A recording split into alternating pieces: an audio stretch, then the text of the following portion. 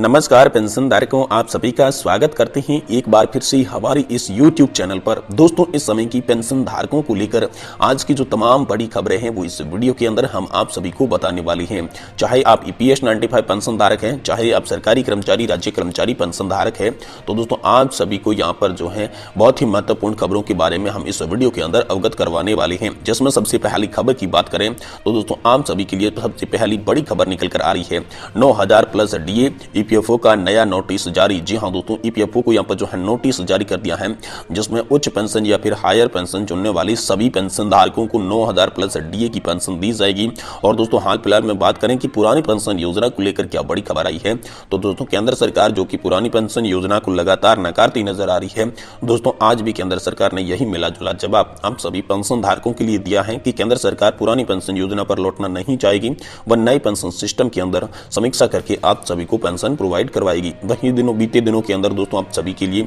लगातार संसद से भी बड़ी मांगे निकलकर सामने आ रही थी, जिसमें दोस्तों राज्यसभा और लोकसभा में भी आप सभी पेंशन धारकों के लिए बड़ी बड़ी मांगे उठाई गई थी। उनमें से एक मांग थी दोस्तों राज्यसभा के अंदर आप सभी के लिए राज्यसभा के अंदर जो मिनिमम पेंशन है दोस्तों, वो पेंशन 9000, उसके साथ साथ डियरनेस अलाउंस और मेडिकल फैसिलिटी जो है उनकी लेकर यहाँ पर जो डिमांड थी वो आपकी राज्यसभा के अंदर रखी गई थी। और राज्यसभा के अंदर डिमांड रखने वालों का नाम है दोस्तों एलमाराम करीम, जो कि केरल से संबंध में रखते हैं। वहीं दोस्तों सुगमम जी जो कि तमिलनाडु से आते हैं। इन्होंने दोस्तों हजारों पेंशन भोगियों की जो हाल फिलहाल में न्यूनतम पेंशन है वो 1000 रुपए है, लेकिन उन्हें 1000 रुपए भी ना मिल रही है। और इसी को देखते हुए उन्होंने EPS पेंशन में बढ़ोतरी करके 1000 रुपए की न्यूनतम स्तर से बढ़ाकर 9000 रुपए पेंशन करने समेत उन्हें महंगाई भत्ता और मेडिकल सुविधा जो है उनके परिवार को दी जाए, ये तमाम मांगे यहाँ पर जो है वो रखी गई थी। तो इन मांगों पर दोस्तों अभी तक कोई एक्शन नहीं हुआ है, लेकिन तमाम जो बड़ी खबरें हैं वो आप सभी के लिए 2024 में खुशखबरियां लेकर आ सकती है, क्योंकि 2024 के अंदर आप सभी की पेंशन की मांगों पर बड़ी अपडेट आ रही है, जिसमें दोस्तों सरकार भी एक्शन में आ चुकी है। अलग अलग तरह के जो भी सवाल हैं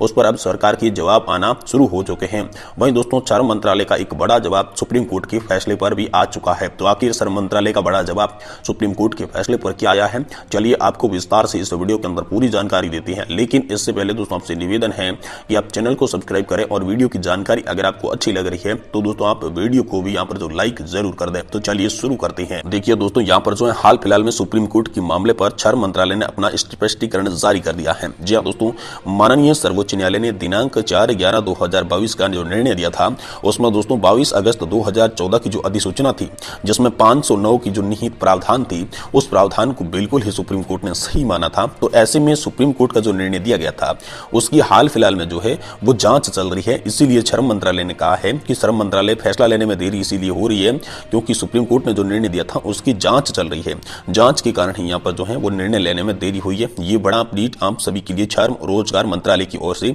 आप सभी के लिए आया है, जो कि पेंशन धारकों के लिए काफी इंपोर्टेंट अपडेट था, जो कि आज की इस वीडियो में मैंने आपको दिया। वहीं दोस्तों आप सभी जानते होंगे कि कैबिनेट बैठक को लेकर आप सभी के लिए बड़ी खबर आ रही थी, जिसमें दोस्तों यहाँ पर जो है कर्मचारियों का फिटमेंट फैक्ट बढ़ा है, जिसमें 2.57 से बढ़ाकर उनका जो फिटमेंट फैक्ट है 2.91 कर दिया गया है। और साथ ही में जो पेंशन धारकों का मेडिकल भत्ते को लेकर बड़ी मांग हो रही थी कि पेंशन धारकों को क्या मेडिकल भत्ता 5000 रुपए मिलेगा, तो दोस्तों इनको लेकर बड़ी मांग हो रही थी। इसी बीच यहाँ पर केंद्र सरकार ने ये कहा, जो लोकसभा और राज्यसभा की कार्रवाई हो रही थी, इस कार्रवाई के दौरान यहाँ पर सरकार ने जवाब दिया कि हाल फिलहाल में सभी पेंशन धारकों को आयुष्मान भारत योजना से जोड़ा जा रहा है, जिसके तहत आयुष्मान कार्ड बनवाई जा रही है। और आयुष्मान कार्ड के जरिए ही 5 लाख तक का बिल्कुल फ्री इलाज चाहे पेंशन धारक हो, चाहे देश का कोई भी गरीब व्यक्ति हो, उन्हें दिया जा रहा है। तो सबसे पहले हम आयुष्मान भारत योजना को यहाँ पर तवज्जो देते हैं, इसलिए आयुष्मान भारत योजना को हम सभी पेंशन धारकों पर भी लागू करते हैं। लेकिन अगर पेंशन धारक कोई ऐसी स्थिति में है जो कि यहाँ पर आयुष्मान भारत योजना से लाभ से भी यहाँ पर उन्हें कुछ फायदा नहीं हो रहा है,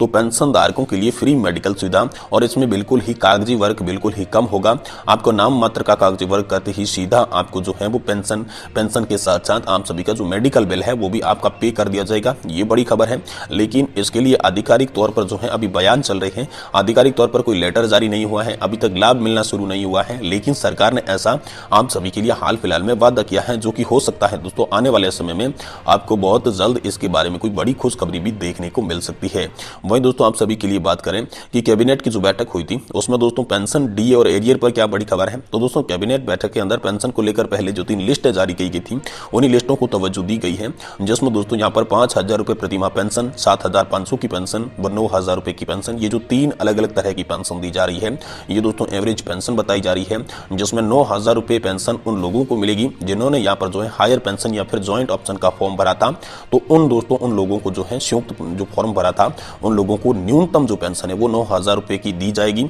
इससे अधिक अगर आपने कंट्रीब्यूशन दिया है तो पेंशन आपको अधिक भी दी जा सकती है। वहीं दोस्तों 5,000 रुपये पेंशन की बात करें तो जो यहाँ पर अपने वर्क के दौरान, काम के दौरान तकरीबन 20 साल से भी ज्यादा कंट्रीब्यूशन दे देता है तो उन लोगों को यहाँ पर जो है वो पेंशन एवरेज 5,000 मिलने वाली है, यानी कि 5,000 से थोड़ी कम या फिर थोड़ी ज्यादा आप सभी को देखने को मिल सकती है। लेकिन एवरेज पेंशन जो बताई जा रही है वो आप सभी के लिए 5,000 रुपये बताई जा रही है। वहीं तीसरी की बात करें तो 7,500 की मांग तो लगातार हो रही थी, तो इसी मांग को लेकर एक नई अपडेट आप सभी के लिए आई है, नया सर्कुलर आया है जिसमें कहा गया कि 7,500 प्लस डीए की पेंशन हाल फिलहाल में 35 लाख लोगों को मिल रही है। जी हाँ दोस्तों, 35 लाख लोगों को 7,500 की एवरेज पेंशन मिलेगी, लेकिन इसके लिए जो है उनमें कंट्रीब्यूशन जो है वो 30 से 35 साल का करना भी जरूरी है। अगर यहाँ पर ईपीएफओ के अंदर 30 से 35 साल का योगदान कोई भी कर्मचारी चाहे प्राइवेट सेक्टर में काम करता हो चाहे सरकारी नौकरी में काम करता हो, लेकिन अगर वो योगदान करता है तो उन्हें 7,500 की पेंशन जो है वो दी जाएगी। वहीं दोस्तों आप सभी की बात करें कि सैलरी की 50% पेंशन धारकों को पेंशन देने के लिए एक बड़ी खबर आप सभी के लिए हाल फिलहाल में इन दिनों ट्रेंड कर रही है।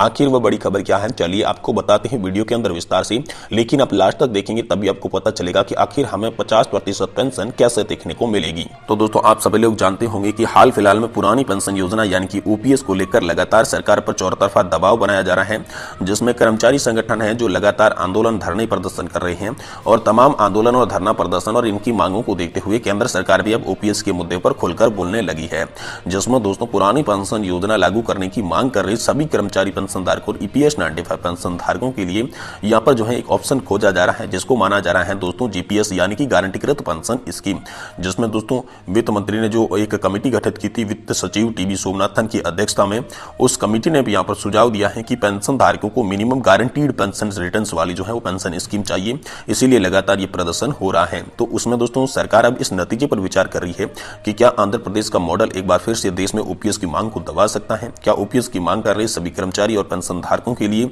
क्या GPS model, Andhra Pradesh model विकल्प बन सकता है, इसको दोस्तों ढूंढा जा रहा है, जिसमें कहा यह जा रहा है कि आप सभी का जो भी कंट्रीब्यूशन है वो हाल फिलहाल में जैसा है वैसे का वैसा ही रहेगा, लेकिन आपको जो लाभ मिल रहे हैं अलग अलग वो दोस्तों आप सभी के लिए 50% या फिर 40% यानी कि 40 से 50% के बीच का लाभ आप लोगों को देखने को मिलेगा। ये दोस्तों हाल फिलहाल में ऐसा चर्चा में विषय चल रहा है, लेकिन सरकार आधिकारिक तौर पर ऐसा कोई भी बयान नहीं दे रही है जिसमें कहा यह गया हो कि आप सभी के लिए जीपीएस मॉडल लाया जाएगा। तमाम जो जानकारी है वो सोशल मीडिया और मीडिया रिपोर्ट्स के आधार पर पता चल रही है, जिसमें दोस्तों अलग अलग तरह की सोशल मीडिया रिपोर्ट्स में यही दिखाया जा रहा है कि आप सभी के लिए वो है जो ओपीएस का विकल्प बन सकती है। जीपीएस मॉडल यानी कि आंध्र प्रदेश का मॉडल है वो ओपीएस की जगह ले सकता है, ऐसा केंद्र सरकार हाल फिलहाल में विचार कर रही है, लेकिन आधिकारिक तौर पर आप सभी के लिए कोई पेंशन को लेकर फाइनल आदेश नहीं आया है। जैसे ही कोई पेंशन धारकों से जुड़ी बड़ी खबर होगी हम आपको इसी चैनल के माध्यम से तुरंत देने की कोशिश करेंगे। इसलिए आपसे निवेदन है कि आप चैनल को सब्सक्राइब जरूर करें, साथ ही वीडियो पसंद आया है तो वीडियो को लाइक करें